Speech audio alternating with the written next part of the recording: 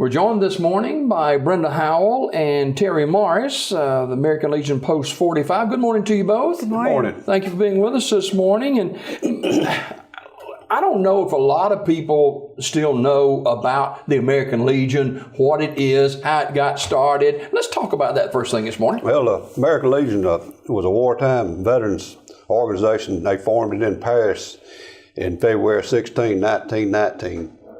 By 3 officers of the American Expeditionary Force, called EF. It was chartered by the Congress on September 16, 1919. The Legion helped in drafting and passing what is known as the GI Bill in 1944.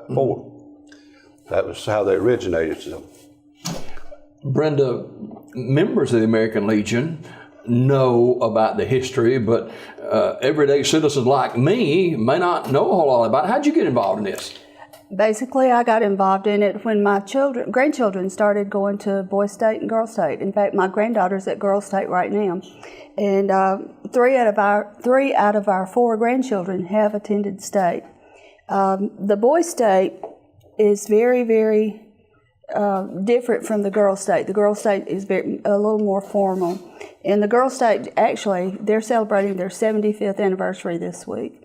And I asked the oldest grandson that went the first time, I said, if you had one statement to say about Boys State, what would that be? He said, people don't know their civics. And if they take it in school, they don't understand it. But that's what they do. They actually build a state, they build cities, and then they build all the government offices. And even from the governor down all the way to the city offices. So it's really interesting, and anyone that wants to go sometime and see the closing ceremony, we're going Friday night to see the graduation. They actually graduate. And people that go to Girls and Boys State, that is a big plus on their resume when they try to get a job. Big plus. And the grandson that is gone now, he actually is on a ship at this very moment. And we don't know where he is. And now, how old is he? He just turned 20. Wow. Yeah, he's at Auburn in the ROTC program. That's one of the things that he wanted to do after attending Boys State. So we're really excited about it, and we're just trying to tell people about it. And actually, the one good thing about our city, last year, the governor of the Boys State and the governor of the Girls State were from Sylacauga. And I think that's awesome. Chandler Dearman and McTeer, what's her first name? Caitlin McTeer, and she's at Miss Alabama right now. Yep. So you can see what kind of, what these things do for people. Wow, that's fantastic. Especially the young people. Yeah. You know, our youth are our future. Absolutely. And so we certainly support them. Brenda Howell and Terry Morris joined us this morning. Terry, we were all together Memorial Day. Right. And that was a special day for America to remember men and women who gave the ultimate sacrifice that we could see here this morning. That's right. Thousands of men and women have gave their lives and all over the world for our freedom. You know, a lot of people don't take it serious, but I'll tell you what, we couldn't have all these good things we have in life right now if it wasn't for the American fighting men and women of this world. People get up and volunteers because they love this country. And, you know, people need to get behind our veterans and help them get things they need done, their sickness and health problems they have. It's something that really needs to be addressed right now. Brenda, the American Legion Hall, you know, people know that, oh, it's right up there on the hill, right by the bank, right by the National Guard Armory, and the Vietnam Vets Post 45 holds their meetings and stuff there as well. That building's been there a long time. Absolutely. And the majority of people do not know that it is actually a bomb shelter. Wow. And so that makes the repair work a little more difficult as far as doing some things, but what we are trying to do is raise money to update. As you can see by the video, it's old, and we need a lot of work. And so we are trying to educate our city, and we're going to reach out to businesses and individuals, anyone that would like to donate. We are going to build a Facebook page, and we're going to build a GoFundMe page. And our goal is to raise $50,000. And that sounds like a whole lot of money, but if we could get 50 businesses that could donate $1,000 each, we could take care of the issues that the Legion has. And I think it's very important not only for the members of today, I think it's very important for our future, because now that I have grandsons and granddaughter that's, they're seeing it. And we were a military family, and our girls were born in the military. So. Talk about your military family. Oh, it was the best time of our life. I'll just be honest with you. We went to the Philippines, and Mac thought he did have to go to Vietnam, but it was a great way. You build a whole new family, and you take care of each other. And it was some of the greatest days of our lives. And my children, we're just really in love with the military. I'll just say that to you. And my dad and his brothers, all of his brothers, every uncle I've ever had was in the military. In fact, I have a great uncle on the wall from World War II that was killed in the Philippines. And it's real special to me, and it's really special to all of us, and it should be special for every citizen of our town, that we need to come together and take care of those who take care of us. Yeah. Terry, you're a veteran, and what about your background a little bit in the military? I was drafted in U.S. Army in 1968. That's when the draft was going on, yeah, right? Well, that really was a big draft. That was, matter of fact, that in '68, the one I was in was the largest draft up to that date. It was really big. There was hundreds of men, or thousands of men got drafted. And now, how old were you then? I was 19. Oh, wow. You're good to go then, right? Yeah. Well, I just been out of school about a year, Of course, I went to the draft board in February of 1968 and got drafted in April. So had you thought about being drafted before you were actually drafted? Well, at that time, that's pretty well what was on every young man's mind, because it was a big thing. You knew you was going to get a physical, and pretty well if you passed it, you pretty well knew that you was going to be in the military, get drafted. So what happened after that? Well, I went on. They sent me down to Fort Benning, Georgia, and I was trained there and to be an infantry soldier. I went through all. Had you ever been out of Sylacauga and area much before then? No, we pretty well lived in this area all my life, and it was big to me, because we got down. Like I said, I went on through that training there in Fort Benning. They trained me with all type weapons. They learned you all of them, because you have to know them when you're in the infantry. Anyway, I went from there to Fort Polk, Louisiana, and I stayed down there for about 5 or 6 months. I went through advanced infantry training and learned all about other weapons and about jungle warfare. And I went through the training they got a facility down there in the national park in Louisiana, just like pretty close to Vietnam. The surrounding is, the swamps and all that stuff. But anyway, it really helped me survive over there, because when I got there, I was scared to death. I was just a young kid, I didn't know what to expect and didn't have no idea. But I tell you what, the training, it proved real effective in helping me, because I've seen a lot of familiar things that I've been trained to do, and you pretty well, you'll fall in place what you got to do.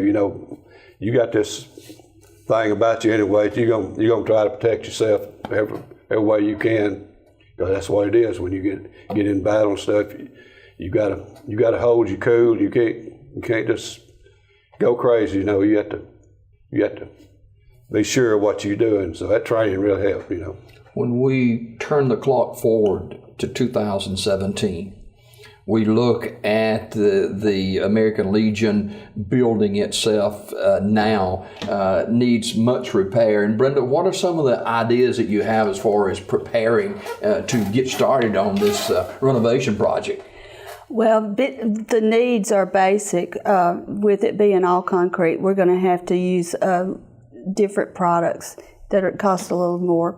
We're going to replace the flooring. It needs to be done. We're going to paint. We're going to redo the kitchen. There's a room that we want to make a little, like a reading room or a safe haven. And also the Legion, a lot of people don't realize that the ones that come from Italy for the Marble Fest, the Legion actually gives them a place to stay. Mm-hmm. And we want to fix that up for the guests that come from overseas, and that word will spread. We also want to redo the floors. It's a concrete floor, and we have to someone put vinyl on it, and so water is weeping up. And then we want to do a French drain around the building. We want to preserve what is there, and we want it to look, smell, and be a safe haven for our veterans. And a lot of people don't realize how many veterans are here in Sylacauga suffer from post-traumatic stress disorder. And I have actually seen with my own eyes a person come in that was having a bad day, and I have seen that his brothers wrap their arms around him and carry him through it. And that's some of the things I think we need to talk about the services for that the American Legion provides for our veterans. One is they are getting together now a color guard for funerals, parades, and they will provide the taps. We want to do that for our men as they leave. And we still have World War II veterans in our Legion. And it goes now. We're getting new ones that are coming in from the war, the Gulf War, and it's going to grow. So what we want to do is provide something that, as they come in, they will feel safe and they will have a place to go. Sometimes you don't get that at home. Sometimes you don't get that at your church because other people don't understand what you're seeing. And what we are going to do is try to go to each business, and if you have questions, anyone can feel free to call us. Anything that's donated will be tax deductible, and we will give a letterhead receipt showing that you provided it for the... Brenda, with social media the way it is today, that Facebook page is going to be very important too. Very important. And I think the GoFundMe is going to be really good for individuals that would like to donate, because there are a lot of people that will donate if they know about it. Right. And what we have to do is let people know this is not a hall that you go drinking in. It is not. No alcohol is allowed there, no smoking. It's a family-oriented place. And we have, I say we because I feel like I'm part of y'all. Well, yeah. We have things such as, we've had people have a wedding there. Frosty Inn reunion. If it's raining, they come to the American Legion. I mean, we want to make it accessible to the whole city for things that other people need and that we can provide for. And by doing that, everyone feels like they are connected, even though they may not be military. All right. Brenda Howell and Terry Morris with us this morning from American Legion Post 45 in Sylacauga and the Vietnam Veterans Post Group 945. And Terry, we lost one of our World War II veterans just a week or so ago. Yeah, Mr. Frank Thacker. He was a great gentleman and a hero to a lot of people in this city. Frank was a very, very well-informed military man. He was 7 times commander of Post 45. Wow. 7 times, so that tells you a lot about him. He does. He loved Post 45, and he donated a lot of his life up there to help veterans. that's what this American Legion is really about, is for us to help the veterans that's coming back, or has been back for years and has got a lot of issues, and we try to help them get their benefits, and they feel lost sometimes. We got a couple more minutes left. Do veterans feel lost sometimes in the Yeah, sure they do. They feel like, a lot of times they feel like they ain't getting no help, you know. The way the system's set up in the past, which is getting better, they trying to improve it, but you go there, and if you're real sick, you need help right there. You can't wait 3 or 4 months down the road, which is what's been happening in the past. So I hope this thing's going to turn around where a veteran can go there and get help then, you know, because a lot of them is passing away waiting on help. And I've noticed this week that Congress, Donald Trump's trying to pass this bill about where all the records will be moved to the VA instead of the Defense Department. The records have been kept in the Defense Department all these years. And it takes sometimes months to get the records, you know. So they're going to try to pass this thing where it'll go. The records will be at the VA. All they have to do is look them up. They'll have them right there. Wow. So they can get help, you know, then. You know, we only have 4 facilities in the whole state. Only 4. And so many people have to travel a long way. Yeah.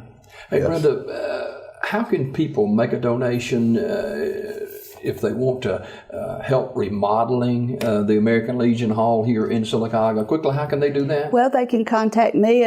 I'll give my home phone number. It's 256-249-4616. And Terry, can they reach y'all? Yeah. John, you want to give them your number, or you want to give them mine, or what? Okay, you can reach me at 256-249-2642. I'll be glad to help any way I can. And we would love for them to come on a Tuesday morning if they would like to come, because they serve breakfast every Tuesday? Every Tuesday morning, and they have up to 50 people sometimes. Yeah, wow. And our meetings are scheduled. The American Legion is every second Tuesday of the month, and Vietnam Veterans is every fourth Tuesday of the month at 6:30 in the evening. Okay. Thank you both for being with us this morning. Thank you. Our backs against the wall as far as time. Appreciate John Hall being here with us this morning, and Brenda Howell and Terry Morris. And if you can be a part of helping remodel the American Legion Hall here in Sylacauga, we certainly urge you to do that.